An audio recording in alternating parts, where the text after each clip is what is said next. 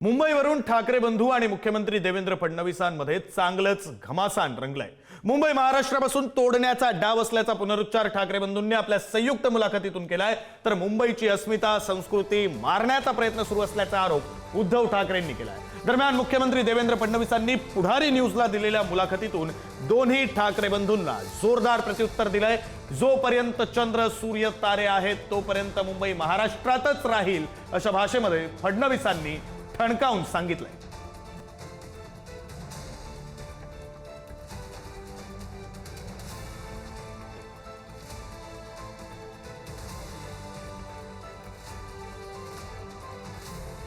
तुकडाही हवाय।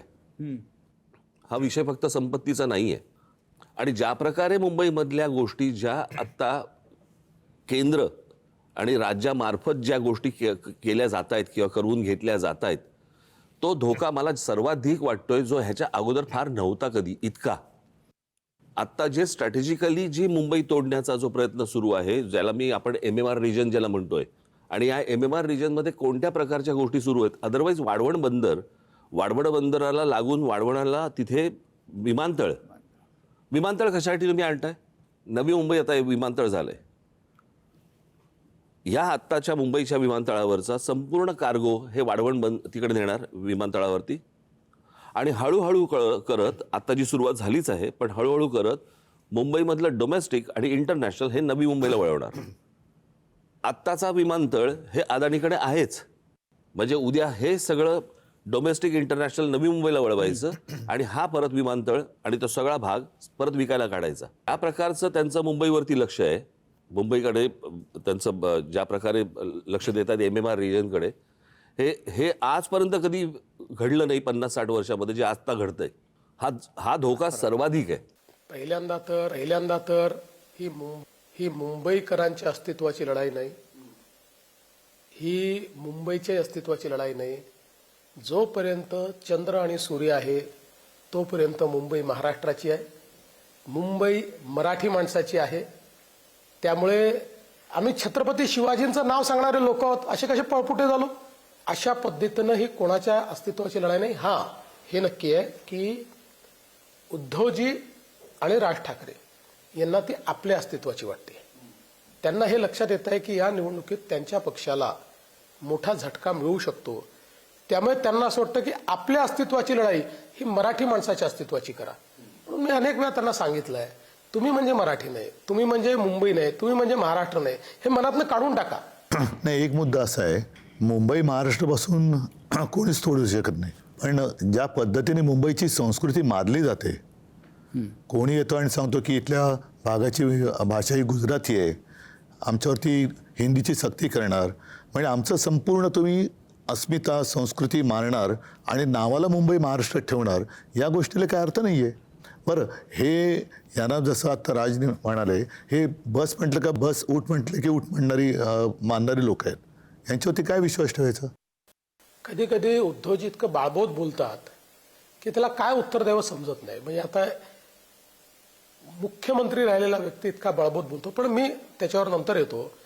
मुळामध्ये आपण जर बघितलं तर दोन गुजराती एक गोष्ट त्यांनी लक्षात घेतली पाहिजे की देशाचे प्रधानमंत्री माननीय नरेंद्र मोदीजी हे जन्माला गुजरातमध्ये आले, ते खासदार उत्तर प्रदेशाचे आहेत आणि देश चालवतात दिल्लीहून, ही क्षमता त्यांची आहे। आणि काश्मीरपासून कन्याकुमारीपर्यंत कुठेही नरेंद्र मोदीजी गेले तरी 50,000 लोक किमान जमा होतात। याला लीडरशिप म्हणतात। घरी बसून तयार होत नाही लीडरशिप, जनतेत जाऊन करावी लागते लीडरशिप। देवेंद्र फडणवीस नागपूरचे, अजून बाकीचे सगळे बाहेरचे। मुंबईमध्ये मुंबईकरांना काय पाहिजे हे मला असं वाटतं तुम्हाला तिथे जन्माला आल्याशिवाय कळणार नाही। बाहेर येऊन ज्यावेळेला तुम्ही ती एखादी गोष्ट बघता, शहर बघता किंवा एखादा देश बघता ना, तुम्हाला समजणारच नाही तिथले प्रश्न काय ते। आता उदाहरणार्थ समजा तुमचा कुठचा काय गृहनिर्माण मंत्री किंवा अजून कुठचा PWD मिनिस्टर किंवा अजून कोणतरी हे बाहेरचे ज्यावेळेला येतात ते ज्यावेळेला मुंबईत येतात त्यावेळेला त्यांना प्रश्न पडतो सारा प्रॉब्लेम काय शहराचा?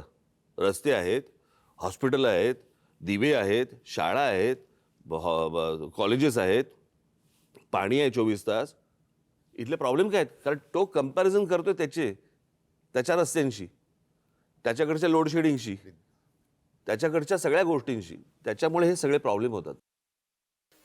माझं जन्मस्थान वगैरे खरंच आहे. माझी जन्मभूमी नागपूर आहे, ती थोडी बदलता येते. माझी कर्मभूमी मुंबई आहे, मी इथे करून दाखवलेलं आहे. म्हणून मी असं म्हणालो की बाबा मुंबईत जन्माला आलेले जन्माला येऊन आता म्हातारे व्हायला लागले तरी मुंबई करता काही केलं नाही.